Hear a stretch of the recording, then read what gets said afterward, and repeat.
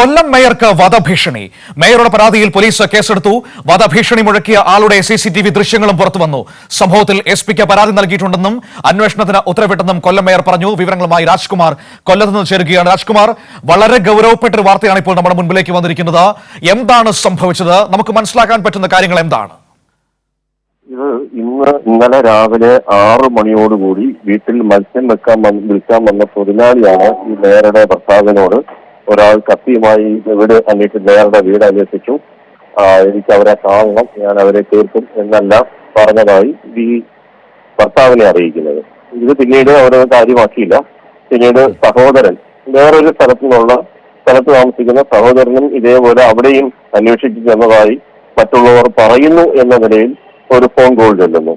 തുടർന്നാണ് മേയർ കമ്മീഷനെ അറിയിച്ചത്. കമ്മീഷണർ പോലീസിന് നിർദ്ദേശം നൽകി. തുടർന്നപ്പോൾ കേസെടുത്തു. CCTV പരിശോധിച്ചിട്ടുണ്ട്. CCTV ദൃശ്യങ്ങൾ നമുക്ക് ലഭ്യമാണ്. ആ CCTV-യിൽ ഇയാളുടെ മുഖം വ്യക്തമല്ല, തൊപ്പിയുണ്ട്, മറച്ചിട്ടുണ്ട്, അതുകൊണ്ട് വ്യക്തമല്ല.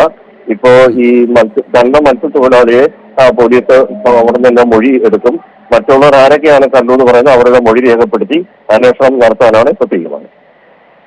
ശരി, രാജ്കുമാർ കൊല്ലത്ത് നിന്ന് വിവരങ്ങൾ നൽകിയത്.